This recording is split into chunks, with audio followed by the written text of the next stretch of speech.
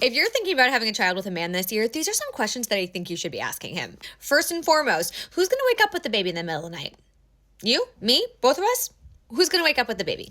Now, the answer to this question will be very telling because not only do men often assume that women should be doing the bulk of the overnights with the baby, they also assume that women are just inherently better at caregiving, that they know what they're doing with this baby. When in fact, most women are parents for the first time as well, and so they are learning as they go. And the reason this question is important is it's going to tell you a lot about what your partner expects to do in those early days of parenting. Do you plan to take parental leave if it's available to you? If there is a paid parental leave available to you through your employer, will you take it? Here's the thing about paid parental leave. Even when men have it, they don't always take it, which is surprising to so many people because we assume that if you have paid parental leave, why wouldn't you take it? But when you ask them, they say they don't want to hurt their careers, that it's frowned upon in their workplace. But what they don't realize is when they don't take their paid parental leave, they're directly harming women in the workforce. They're feeding into the motherhood penalty. When women have children, they are punished for it. When men have children, there's something called the fatherhood bonus. They do better in their careers, they earn more money, whereas women do worse after having children. If we plan to put our kid in childcare, who do you think should cover the cost of childcare? When it comes to childcare, oftentimes families find themselves in a position where they're unable to find childcare or unable to afford childcare. And when they're doing this math, oftentimes men will say things like, her salary does not cover the cost of childcare, therefore it doesn't make sense for her to work. But let's think about childcare like we think about the mortgage. It is a shared family expense. It is not something that she is solely responsible for.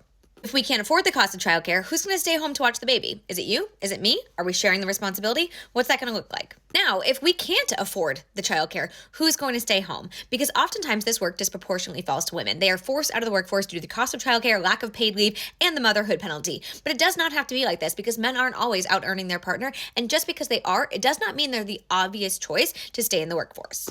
What do you think it means to be a good dad? And why do we ask them what it means to be a good dad? We ask this question because there's many double standards when it comes to parenting. Women are held to an incredibly high standard when it comes to parenting, and men are held to a very low standard when it comes to parenting. And so when they say, what's a good dad? They might say, oh, he provides for his family, he protects his family, but it takes a lot more than that to be a good dad. Do you know what the mental load is? And if so, are you prepared to handle it?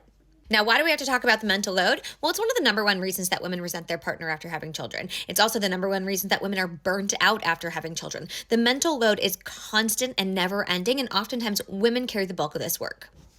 Kids create a lot of chores, laundry, dishes, cooking, cleaning. How do you think we should handle that? Women often do a disproportionate amount of this work. They are doing exponentially more work in the home than their partners are, even when they're the breadwinner and they actually work more hours. These are conversations a lot of people don't have before having kids, and you absolutely should, because you will talk to so many women who are married with children and they will say, our marriage was perfect until we had kids. He said he was going to be a good dad, and then we had kids. The expectations for women and men in parenthood are very different, and so it's very important to have conversations about this early and often.